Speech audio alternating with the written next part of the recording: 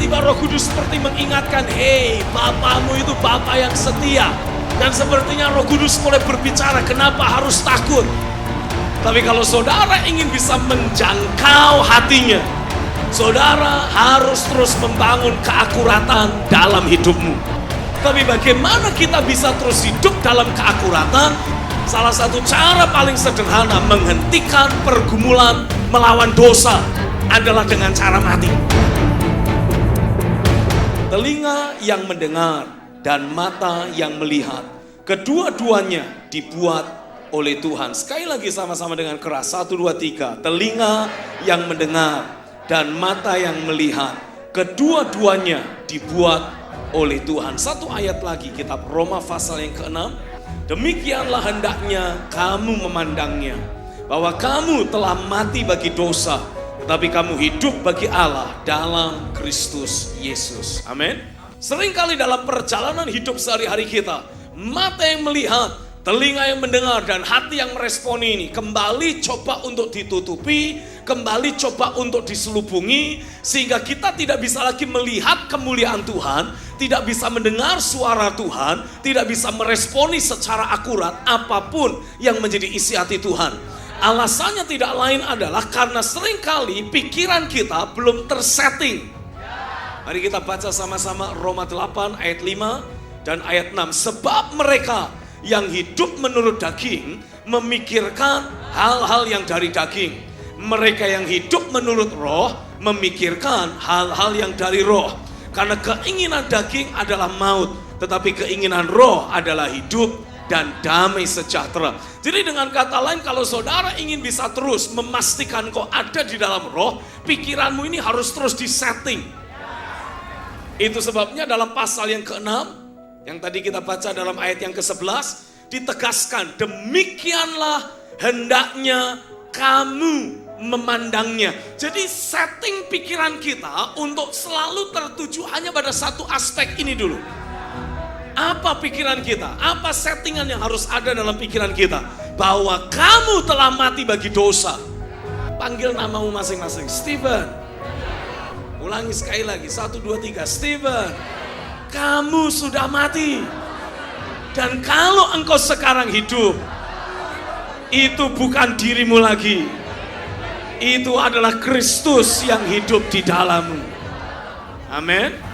Itu harus terus menjadi sebuah kata-kata yang berulang kali kita ucapkan, berulang kali kita perkatakan, untuk terus mengingatkan diri kita bahwa kita sudah mati bersama Kristus. Tapi pada saat yang sama, hidup yang kita jalani ini adalah hidup karena iman.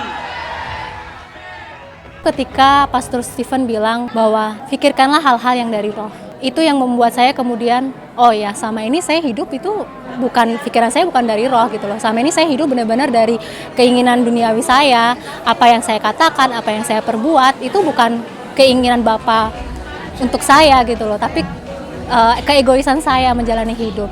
Makanya ketika Pastor Steven bilang, pikirkan hal-hal yang dari roh, ya itu sangat membekas sekali, dan itu membuat saya kemudian berubah untuk bisa hidup itu dari roh. Tadi selama ibadah itu Tuhan menguatkan apa yang selama ini Tuhan sudah bicarakan di hari-hari sebelumnya, tentang mati bagi dosa dan hidup bagi Kristus gitu.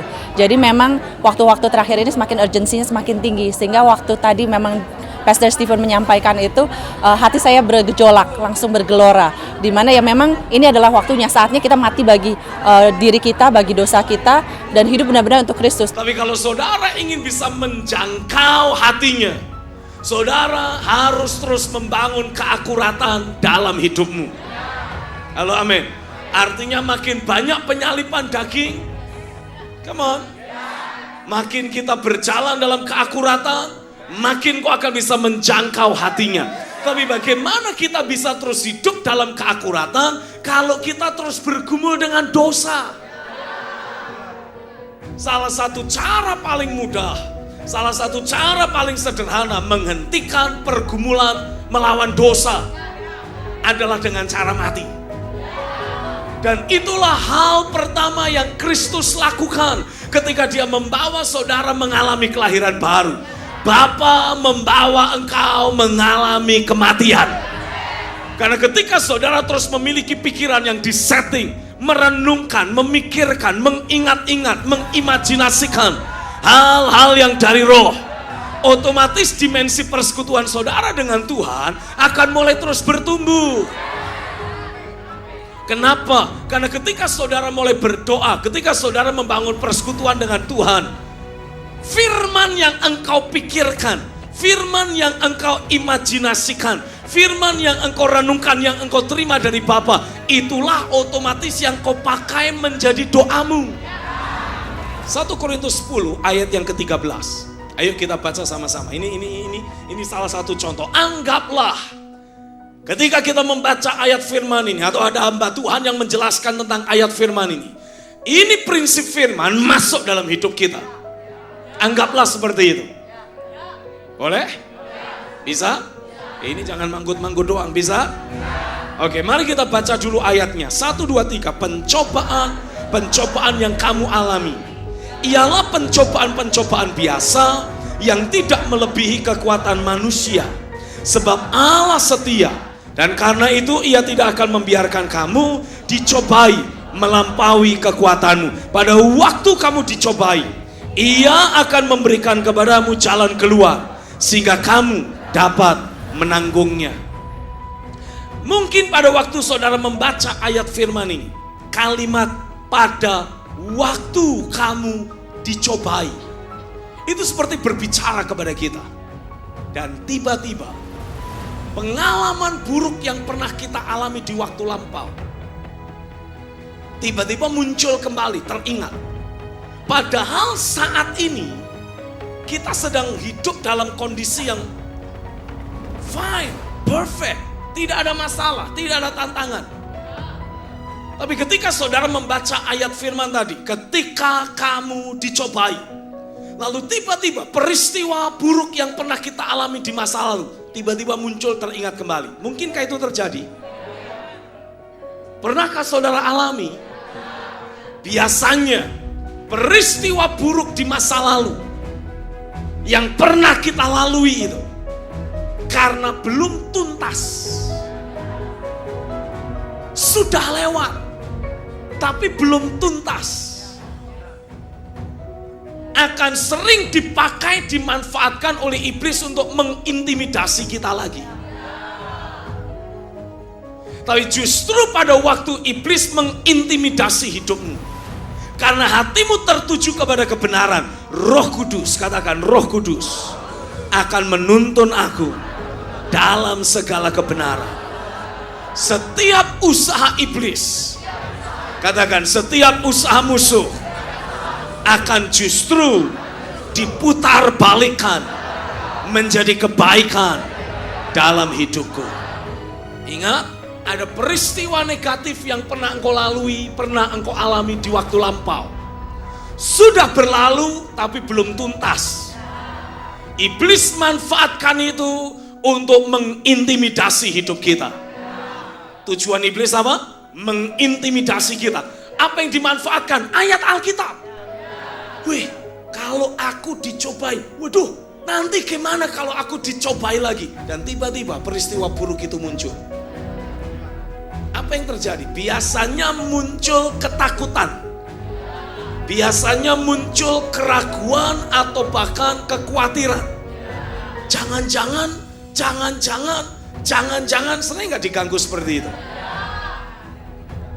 Tapi ingat sekali lagi, kecenderungan hatimu yang tertuju kepada kebenaran akan menghantarkan saudara mengalami pengalaman ditolong Roh Kudus, ditolong Tuhan untuk selalu berjalan dalam kebenaran. Somehow tiba-tiba seperti Roh Kudus mengarahkan pandangan mata saudara, bukan lagi pada kalimat ketika kamu dicobai, tapi tertuju pada ayat kalimat yang sebelumnya, Allah itu setia. Tiba-tiba Roh Kudus seperti mengingatkan, hei, Bapamu itu Bapa yang setia. Dan sepertinya Roh Kudus mulai berbicara, kenapa harus takut? Karena Dia Allah yang setia. Nanti kalau aku dicobai, Roh Kudus akan memberi penegasan lebih lanjut, Dia Allah yang setia. Dia memberi engkau kekuatan, menyediakan jalan keluar. Tapi saudara jadi langsung mengetahui, rupanya masih ada benih musuh yang tersembunyi dalam pikiranku. Apa yang saudara harus lakukan? Hampiri Tuhan, hampiri Bapa. Katakan, Bapa, ampuni aku, karena aku masih meragukan kesetiaan-Mu. Aku masih meragukan kebaikan-Mu. Janji Tuhan itu setia, nggak pernah berubah dalam hidup Caca. Caca akan terus alami perubahan bersama Tuhan, dan ketika Caca punya banyak pergumulan, Tuhan itu akan selalu tolong, dan Tuhan ada di sisinya Caca sekarang gitu loh. Sekalipun mungkin hasilnya nggak sesuai dengan apa yang Caca bayangkan gitu, tapi Tuhan itu ada gitu loh. Jadi Caca nggak perlu takut. Jadi sejak akhir tahun lalu, bolak-balik berkali-kali, saya merasa Roh Kudus menunjukkan kepada saya apa yang Dia mau lakukan lewat gereja.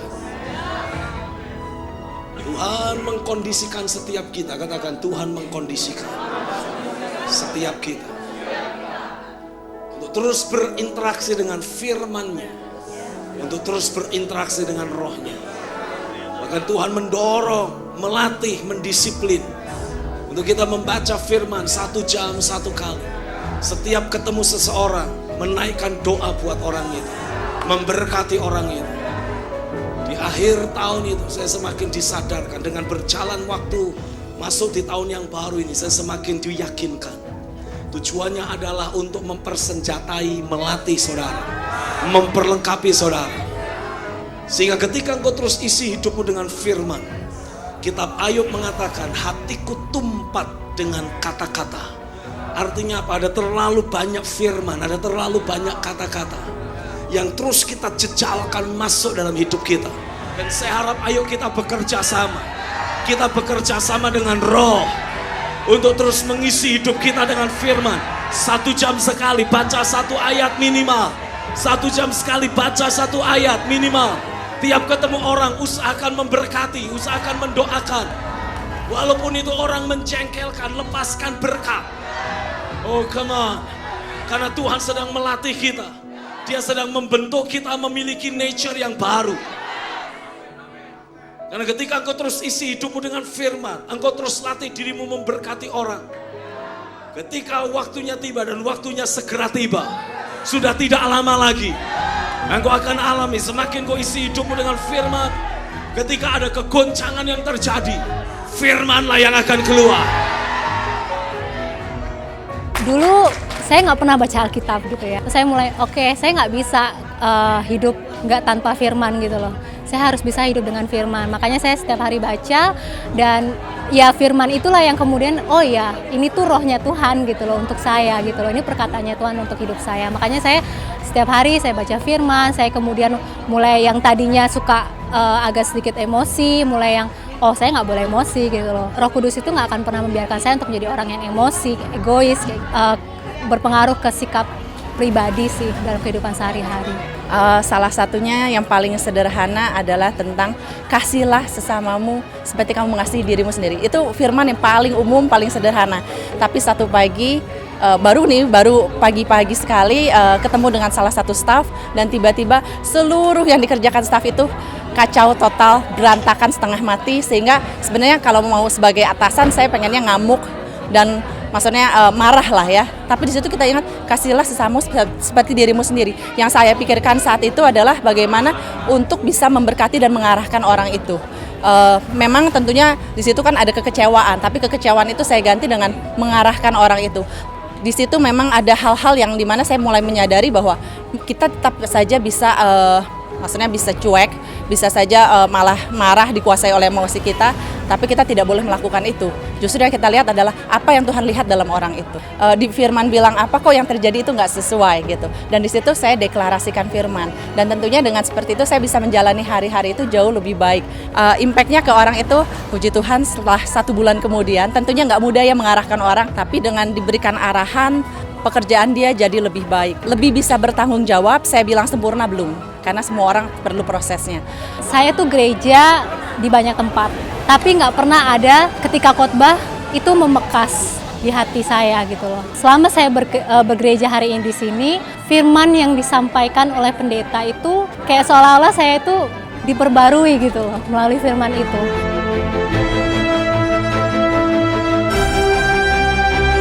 Cenderungan hatimu yang tertuju pada kebenaran akan membawa roh kebenaran menuntun engkau berjalan dalam segala kebenaran, berkemenangan dalam segala hal terjadi atasmu, termasuk setiap ujian, setiap proses yang harus kau lewati. Engkau akan selalu meresponi secara akurat.